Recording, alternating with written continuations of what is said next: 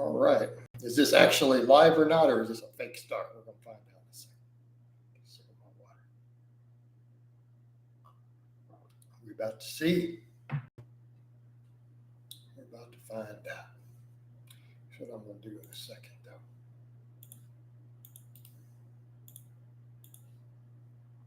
All right. Link my Facebook page.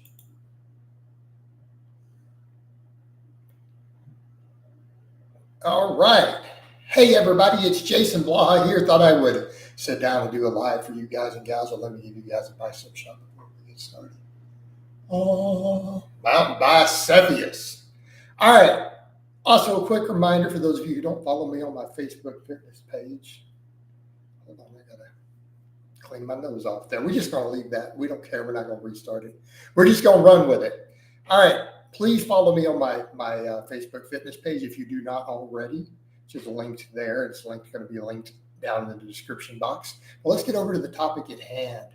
YouTube is trying to reduce recommendations to teen for fitness content for the express purpose of protecting them from body image stuff, from certain body types.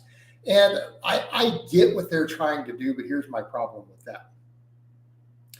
Is this really what we need to be doing or be worried about when we have an obesity epidemic that is killing us? What are the leading causes of death in America? The leading causes of death because people are trying to eat too healthy or maybe get a little too lean. I mean, and I'm not saying eating disorders are not serious. They are. But realistically, like, what is the number one killer in America? Heart disease, by an enormous margin, just trumps everything else, straight up. Literally mogs everything else. Cancer, diabetes. Well, we know lifting weights reduces cancer by 50%, reduces diabetes by 70%. Newest studies, meta-analysis says the best form of exercise to reduce cardiovascular risk is actually weight training. Cardio is a close second, combined together, even better. Okay, you see where we're going with this? Why are we really looking out for children's best interests, teenagers' best interests, or are we going to block McDonald's ads instead? I mean, let's be realistic here. Are they blocking ad revenue for junk food and garbage? I mean, are there restrictions on the ability to give minors McDonald's or Coca-Cola? Maybe that's where people's efforts should be, not protecting them from it. George, I have in the past. I mean, George, they're honestly easy to find those links. Super easy to find those links. Also, how come there's more people asking questions than there are people clicking like? A bunch of you watching already, you get to click that like button. Come on now. Come on. Click them likes, baby. Click them likes. And also, y'all need to follow there. All right. So that's my opinion on that. I don't think that it is a good effort on their part. I think it's a misguided effort. Quite frankly, they should be encouraged to be getting strong and lean and all those things.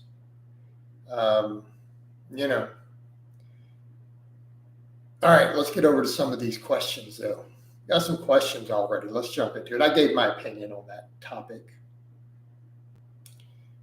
Mike says, Jason, can the belt squat replace the back squat? As you have said, it provides the benefits of the back squat without the axial loading. Mike, why are you so terrified of axial loading? Like every other question, hey, is this too much axial loading? Look, axial loading is only a problem when it gets so high that you can't recover, okay? Keeping in mind when we discuss that is because there are literal programs that have you doing 15 sets, 20 sets of squats a week out there, okay? You need a context for that. And I'm not saying you shouldn't ever be concerned with it, but I do feel like you personally in your various comments are a little obsessed to the point to where it may be detrimental. Okay. It's not something you should fear in moderate amounts. Okay. you're not going to have axial loading problems because you do 5 sets of squat a week with 400 pounds. It's when you start putting 500, 600 pounds on your back for 10 sets a week, that could start to be a problem. But even then, maybe only in the context of full range of motion. Would I worry about it so much for, say, a calf raise or something? Probably not to a great extent. And again, not saying it's not a factor, but you shouldn't be scared of axial loading. You just need to be aware that it can become a recovery factor when it gets excessive. Okay? Emmett says, Coach, how many diet sodas can you safely drink every day? We don't actually have an upper threshold.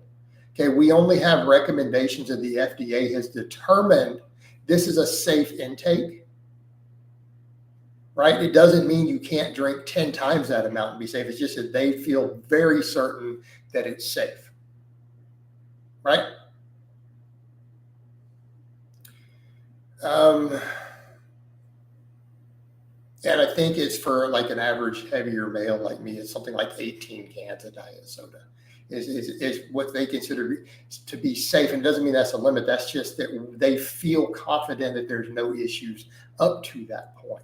Keep in mind, we still don't have data showing things like aspartame are actually harmful to humans. It's a hypothetical pathways that we've not been able to replicate. Just keep the context there. What age do you think kids should start weight training? Whenever they want to start weight training. That's it. That's when they should start, assuming that they've reached Tanner stage 4 and they can control the eccentric. Now, if they can't control an eccentric rep, they're too young. But what age is that? You have to see, can they lower themselves without dropping to the floor if they just try to do a body weight squat? That's what you're looking for. Can they control the eccentric? Okay. Do they have an interest in learning on their own without you trying to make them lift weights? Those are the two things you need to look at. Okay. Whether that's age 5 or age 15, I can't tell you. It's going to depend on the situation as far as them starting lifting. Okay. Kenny says, will you be able to say that Gymshark has good clothes? I don't understand the question. Joe Nee says, most fitness influencers have some level of body dysmorphia and orthorexia. I don't actually think orthorexia is real, by the way. I think that's a bullshit term. Now, body dysmorphia, absolutely. Teens can be very vulnerable to what they see on social media and can develop mental issues, absolutely. But our context, what's the biggest risk to our society health-wise? Right now, 2024, what is the absolute biggest risk to our health as a society? Obesity. Think maybe people are focusing on the wrong thing. Just my opinion. And I'm not saying we shouldn't care about those things.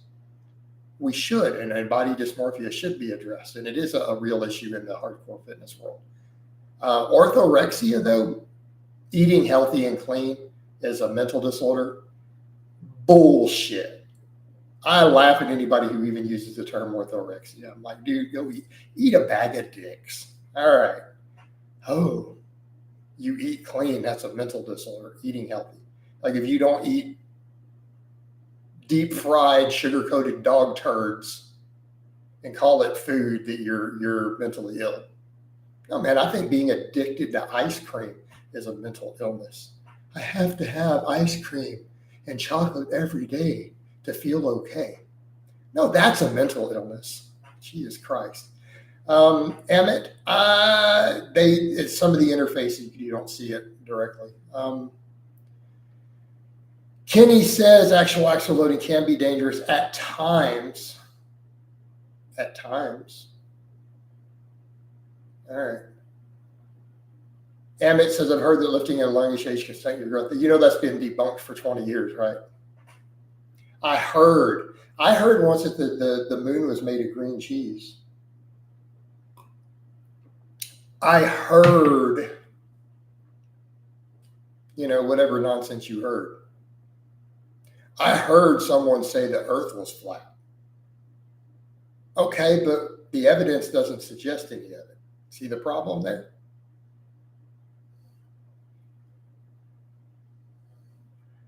Jeffrey says, I've been lifting since I was 10 and my growth hasn't stunted. Jeffrey says also, but isn't there studies showing chocolate has antioxidants? Okay. All right. Let's come over and let's discuss this whole idea of studies showing a single ingredient has benefits in something. Jeffrey, did you know that literally everything that you eat has positive and negative effects on your health? Literally everything. Think about that for a moment.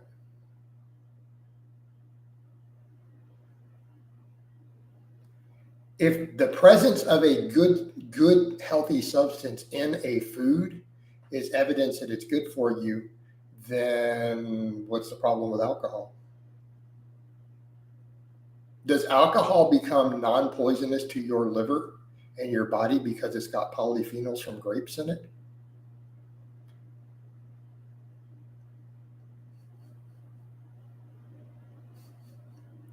I mean, that's a serious question, Jeffrey.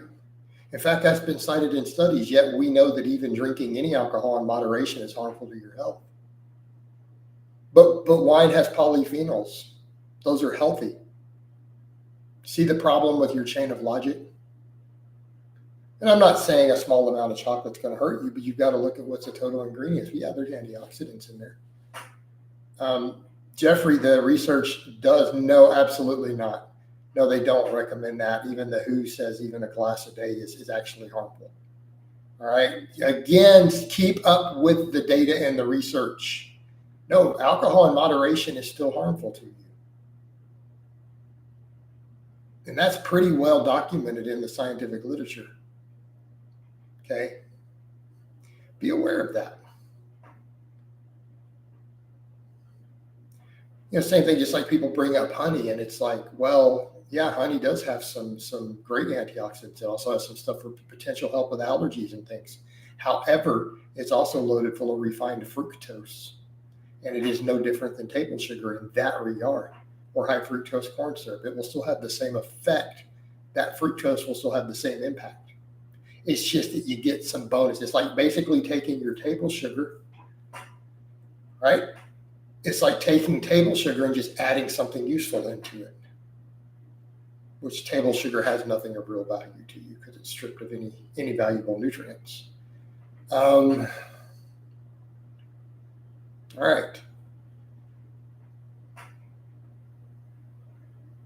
All right, Jeffrey, but that's one person. That doesn't change the overall data. She got lucky. Jeffrey, do you know that I met a guy one time who survived 10 rounds of Russian roulette and he's still alive?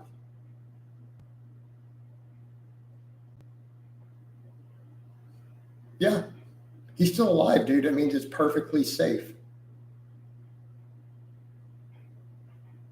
If it wasn't safe, why would he still be alive? Because he got really lucky. All right. Again, you have to understand these things. All right. Think of it in that perspective. All right, let's come back over to Mike.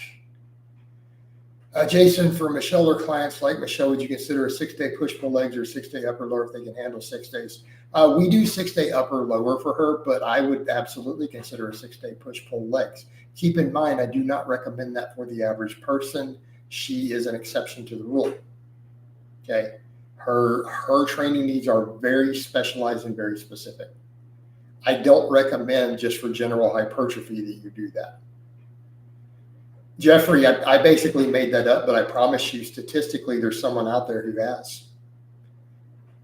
Right? I mean, it's only a 1 in 6 odds. But you see the point with your logic, because you know someone who got really lucky. Therefore, whatever they did isn't dangerous. Right? It's perfectly fine because they got lucky. It's like saying, hey, man, some people survived storming the shores at Normandy and all that machine gun fire and all that. It was safe. There's nothing wrong with it.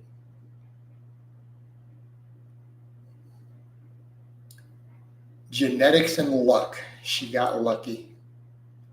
All right. The Curious Nerd says, I used to do push-pull legs for 3 years, and after that, for the last 6 months, no noticeable gain. Should I change the workout routine? And it's German Blitz. I don't know what German Blitz is. No, you are getting less gains, no noticeable gains, because you're not progressively overloading. There's a recovery issue. There's something in your training or diet. There's no reason that sort of split can't work with you forever. Like a 3-day-a-week push-pull legs. I know advanced lift. I know guys who squat 700 and 800 pounds on that sort of training, like straight up legitimately have met. Okay. Benching 500 plus. It's not your split. Okay.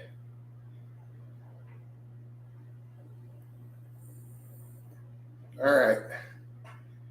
Leo Jean says, bro, I have lower back pain 3 months because of deadlifts. You know, any medication? You talk to your doctor. Also, you need to get a reverse hyper. Marco says, isn't less teen access to fitness content actually a good thing? No, I don't agree. And I'm not saying, but they're also not getting access to the good information, right? You're like a lot of fitness influencers with horrible info bloat because silly teens don't know any better and watch them. This will filter it out. And that might actually help filter out the bad influencers to some extent. But it's still, I don't think that it's good for them to have less access to encouragement to eat healthy and to work out. Again, particularly given all of that. Leo Jean says, can you repeat the name? I said a reverse hyperextension. Look in my shorts that I have up.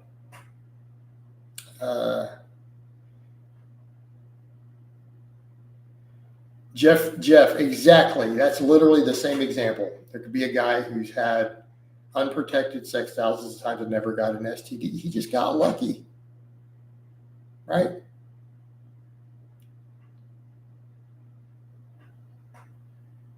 Joe, no, that's anorexia, not orthorexia. You're confusing the two.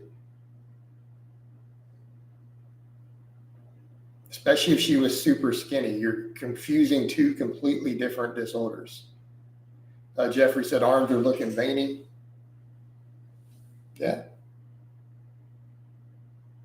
I mean, am I promoting an unhealthy standard with this? Oh, no. I'm lean. I have veins in my arms.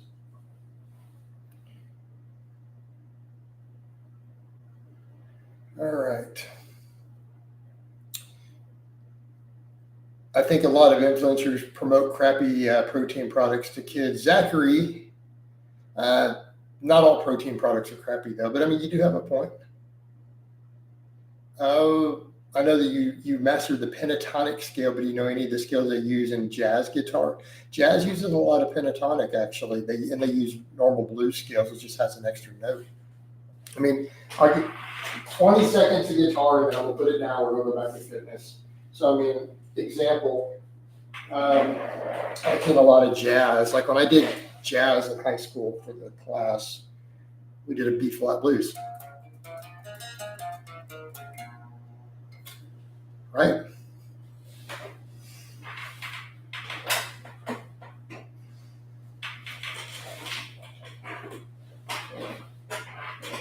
All right.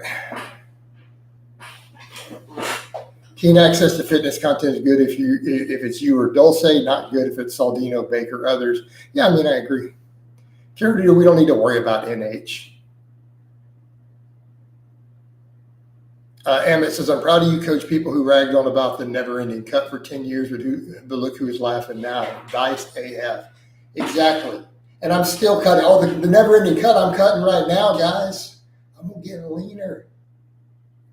We don't get leaner, guys. We're going to keep rolling. All right. Nice glutes. What lift built them the most? Squats, deadlifts, reverse hypers. Coach, I'm at the gym now. Just finished. This is Benny Watts, a regular.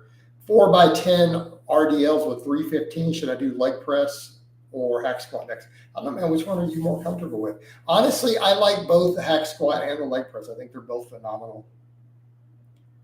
Matt says, definitely your best physique I've seen in years, and I've been following, no question, as you guys see in the thumbnail there. But we're going to keep improving, right? We're going to keep getting better. I'm going to age like wine. 47. I'm turning 48 here in December, coming up this year. Next year's going to be even better. Amit says people don't understand a cut is a marathon. It's a 10. Okay.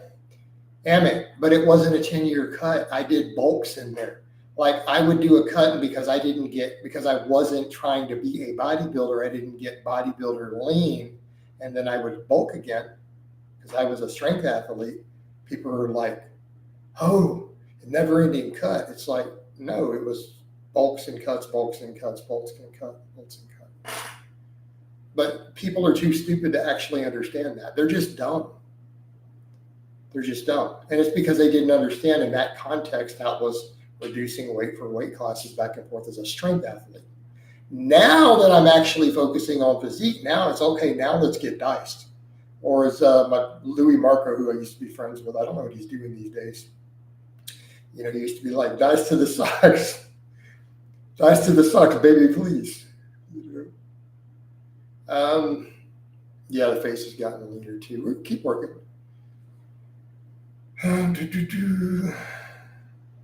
My back says, for your height, I feel like 180, 185 is where you're really going to pop and be diced. Of course, that should be done. Dude, I don't know about 180. 185, I would be absolutely shredded. Zachary says you ever make the dean's list when you're in college most semesters. Mike says, have you ever considered using the cable attachment to your bell squat so you can do more variations of rows and curls? No, dude, I've got dumbbells, barbells. Honestly, I have a preacher bench. I've got an easy bar. I've got dumbbells. I've got straight bars. I don't need any of that. Jeffrey says, do you have any bad side effects from being lean, like not being able to get it up with females or no energy? No, dude, I've never had that issue. Woo. No. Is it normal for your reverse hybrid to wobble a little bit? Mine is supposed to hold a ton of weight. No, mine doesn't wobble at all. Don't you have 190 pounds of lean? Yes, Emmett, but when you were cutting some lean mass, lean mass is not all muscle. Just be aware of that.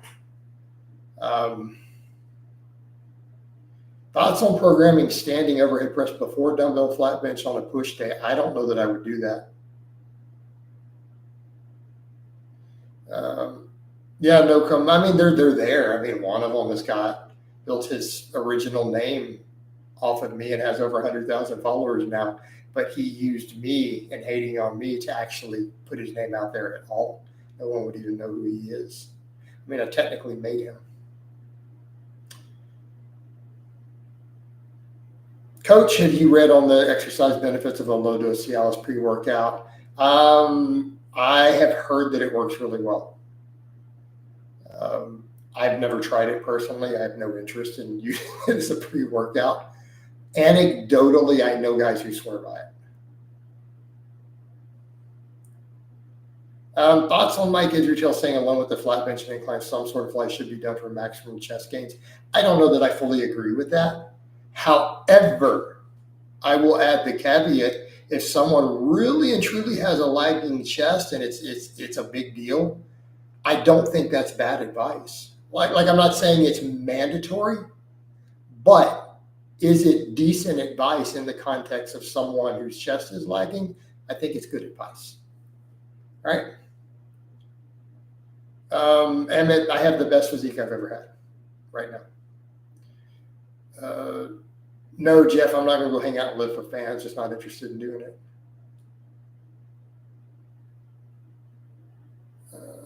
Yeah, the anime obsessed guy. Dude, he hides his identity. He's literally, the guy hides his identity completely online. Like no one can find out who he is. I know people who tried. Dude, he's a coward. The guy's a coward who literally hides behind a fake name and a fake accent. What? I'm up here putting my real name. I have from day one. What are you going to do? And my back, we don't even need to go into that. Let's just quit talking about that guy. There's no point in it. Unless he's going to talk about my veins. I use Cialis and it did improve my work. This is Benny Watts. Do you see any long-term? Benny, I honestly don't know. I haven't researched it enough.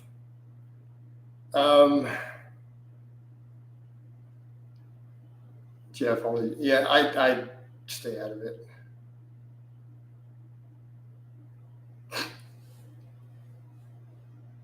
Oh, Jenny.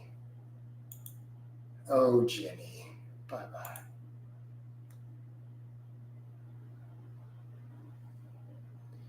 Jokum, I don't really care to talk to the guy at all. Emmett, were you bigger back in the day? Yeah, I was bigger. But it doesn't mean I looked better. There's a big difference. Anyway, can we quit chatting about that guy? That's enough. Let's get over to real fitness topics.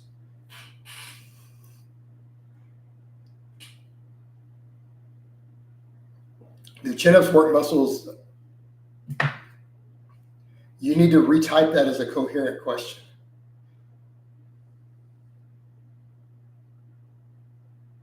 What will be the highest weight you go up to when you bulk again? Probably no more than 200, 205. I mean, I'd want to be lighter than I am now and stay there. I am eventually going to go under 200 and stay there.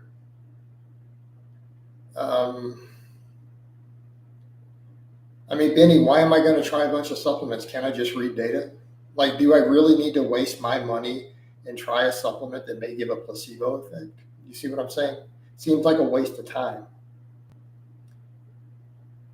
Jokum, I'm not going to go into those things as far as discussing all of that. There's no need. It's like we're in a world where you can't say anything like that at all. It could be misconstrued. However, your statement, I actually do agree with that. In terms, the statement you actually made, I actually have found that to be true. I don't know if that's widespread across the board. It's just been kind of my experience. What's your thoughts on using AI for programming? I don't think it works. I don't think it's a good idea.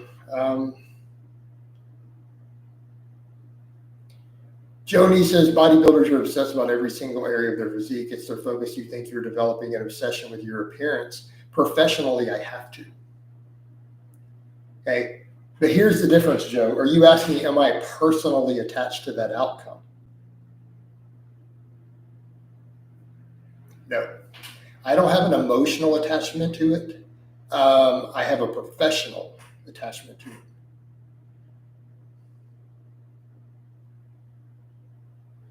All right, Emmett. Well, that's it. Then you clearly are not a fan by making that statement. Bam, you're gone. All right. Okay, let's go back to my back is bigger. Yeah, slow mode means I can't fix a typo right now. Basically, do chin-ups lose back activity in exchange for bicep activation compared to pull-ups? I personally feel like they do.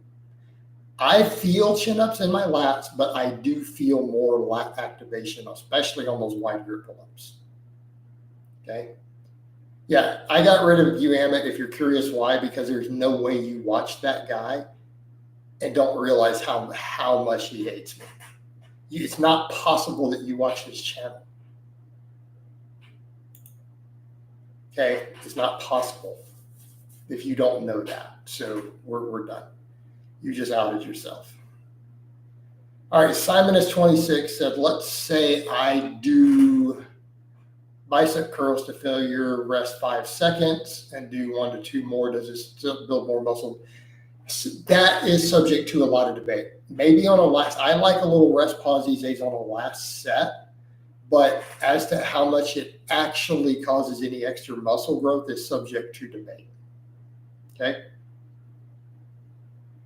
Benny says, haven't you said exercise studies are flawed and not enough data? I need a context for exercise science is not the same as nutritional science, Benny. Those are two completely different fields. They're not the same field of science. Okay? So studies on supplements would be nutrition. We can measure stuff like muscle protein synthesis from a supplement. Jokum, though, I do not have any children that we know of. Hey, Jeffrey, I don't think that's really a good attitude to have. Okay? Like if you're singling them out because that's, you know what I'm saying? Like that itself seems a little weird. That's actually possibly even like a racist, to be honest with you, man. If we're going to just be honest, that's like almost a fetish level thing. All right. Coach, does my rucking weight carry over to sled pushes and pulls? What? I don't know. Transference of rucking to sled work, possibly, but you should probably just do sled work if you want to get better at sled work. Mike says, do you have any clients doing a 5-day upper lower push pull legs hybrid? Nope. Will you ever tan or go tanning salon wants to cut down and improve? I don't know. It's not good for your skin, dude.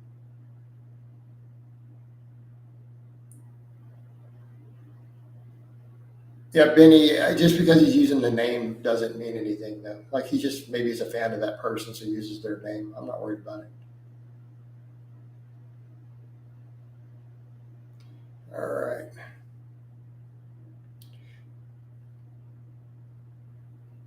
Rusty said, thoughts on training legs every gym day, not every day. If you're a novice, if you're more advanced, I don't think you should do that. I program that for novice lifters all the time. More advanced people, once, maybe twice a week for legs, depending on what you're doing.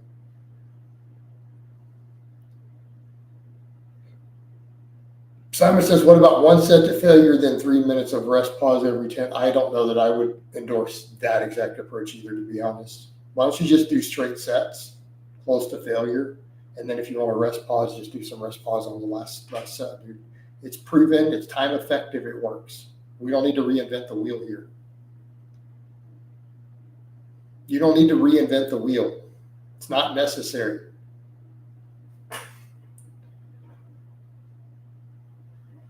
Yeah, Jeffrey, but the point is you're kind of like, man, I really only want to date this ethnicity, and as long as they're near me, they don't speak English. It's like, yeah, come on, dude. Why don't you just find a woman who is a good match for you instead of worrying about that, All right.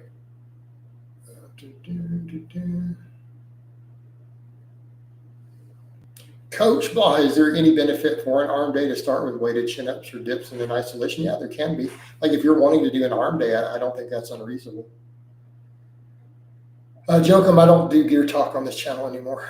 My back is bigger, says, do you personally think Doucette's obsession with drilling the idea of genetics into his followers is demotivating to the average lifter and makes him a bad coach? Yeah, I do. I actually think that it makes him a bad influencer in general. Right? And so therefore, I can't get behind that. What's your current split, 5-day body part split, but with heavy squat, bench, and deadlift at the start of 3 of the days? So very briefly, in short, I have a chest and tricep day, posterior chain day, shoulder day, back and bicep day, and then a leg day. All right. Which is better for wrestling, pull up or chin up? I'm going to go with pull up. But you can make the case for a chin up. Jeffrey says, can I build muscle with 3 sets of 3 instead of higher reps? What's the difference? I don't think that's going to be optimal. Right? Rowan Thompson said, arm veins on point today. Damn, yeah, they're coming in. We're coming in nicely. Have you ever found success with intermittent fasting? You mean the thing I've been doing for the last year? All right. Jokum, I'm not going to get into all that. Jokum, do you actually work out?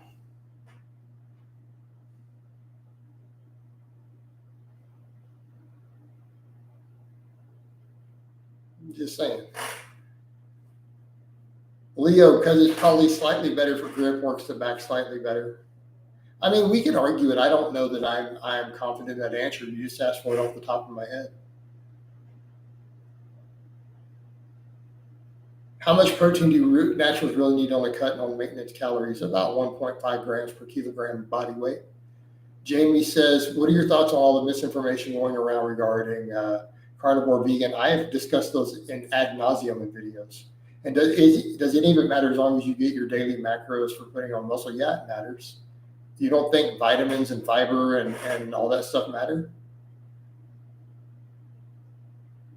right? You don't think vitamins and fiber and all of those things matter, because that's what you just basically said.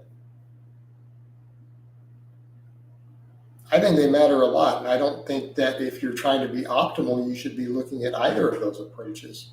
Why are we cutting out entire whole food groups? Now, I can understand if you're an ethical vegan. Let me be clear. Do you do 16/8? I have a 6-hour feed window every day.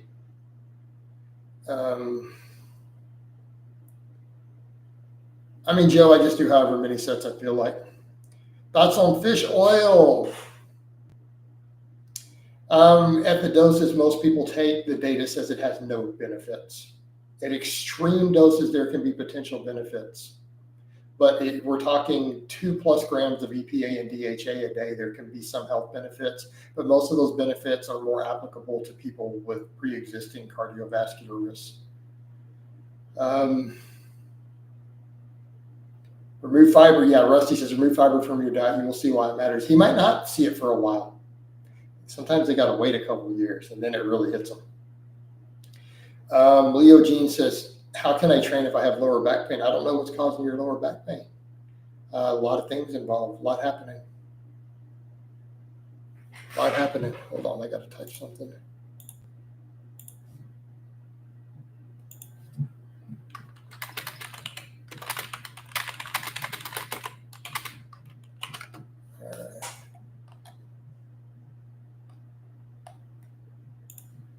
Okay.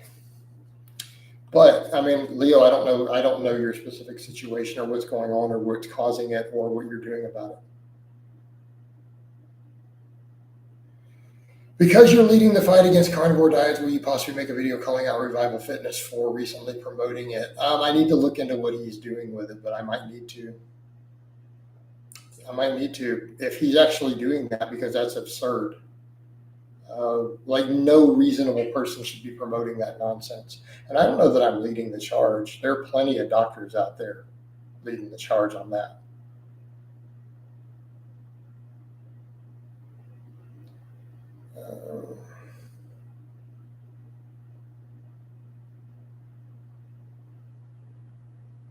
Jay Cutler says push-pull legs is for beginners, that he prefers bodybuilding, body part splits house, push-pull legs.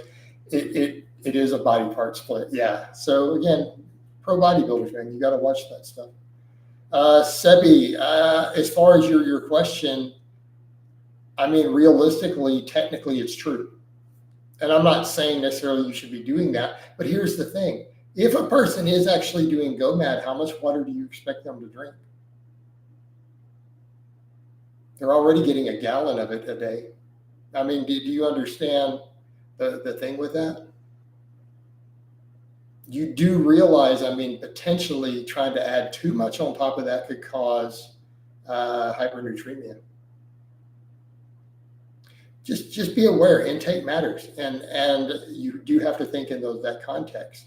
The odds that someone who is literally drinking a gallon of milk a day, the majority of it's water. See, it's like 90% water. They are drinking a gallon of water already. So there's your context. Like, are you really worried about that person getting dehydrated? Come on. And I do mean that objectively speaking. Zachary, I'm not going to discuss gear on here. I love your ice bath debunking video. Thank you.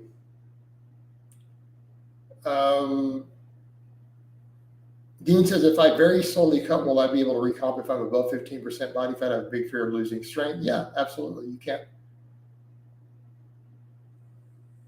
Jeffrey, I'm going to skip that. I don't want to get into discussing PEDs, even if they're not considered PEDs, but Viagra is a PED.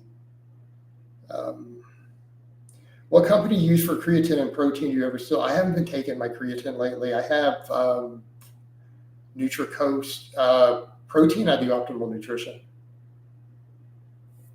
There we go, Jokum. Finally, the truth comes out. Thank you for finally just revealing what I knew to be the case. Bye-bye. All right. Jason, why do you do upright rows instead of snatch grip high pulls? Wouldn't the snatch grip be safer because you get less internal rotation of the shoulder? Blah, blah, blah.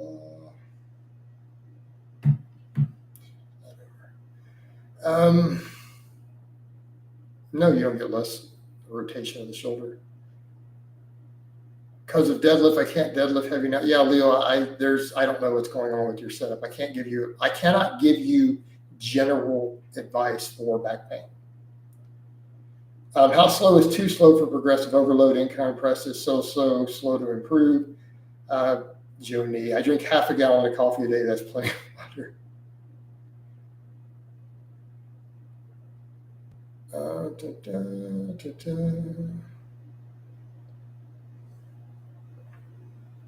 Is a recomp to 10 to 12% body fat possible? Does a recomp become harder?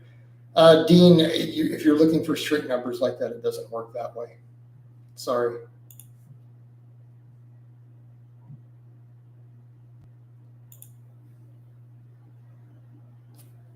I mean, you're looking for me to give you very specifics on something that's not going to be specifically in that way. I mean, in theory, you could. It's just going to be a very, very, very, very long process. Yes, it is possible to recomp to that sort of body fat to some extent, but I mean, it might take you 10 years. Because if you're 15% and you want to get to 10%, you're going to have to gain like 10, 12 pounds of muscle. And you've already been lifting a while. How long does it take you to gain 10 pounds of muscle? All right.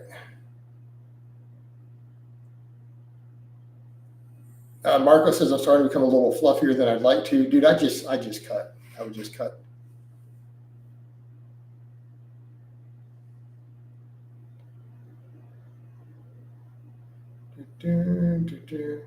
James, I actually just put out a video on that already. It's in my videos in the last week. I literally did a video answering that meta-analysis.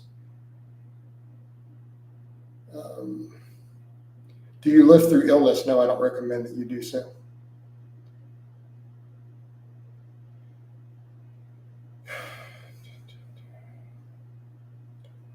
A boy with crazy hair, do you think burning calories with moderate daily cardio and then eating those calories back results in more muscle gain and less fat gain on a bulk, as well as high carb, low fat? I don't know what our exact answer is to that, honestly. Well, then, Dean, then cut down to there, man. Right? You're like, thanks for the response. I think a slow cut is a way to go. I absolutely love the strength gains with the bulk, but I do miss being 10 to 12%. I was more happier back then. All right. Well, then just cut down a little bit. Instead of trying to recomp all the way down to that lean and taking 10 or 12 years to do it, why don't you just cut down to about the 12% body fat and then lean bulk from there? You could do that, or even recomp from there. Just cut 10 pounds of fat off. Problem solved. All right. I need to go ahead and wind this down, though, guys. I got some stuff I got to sort. So I hope it's been informative. I love all of you guys and gals, and I will talk to you next time.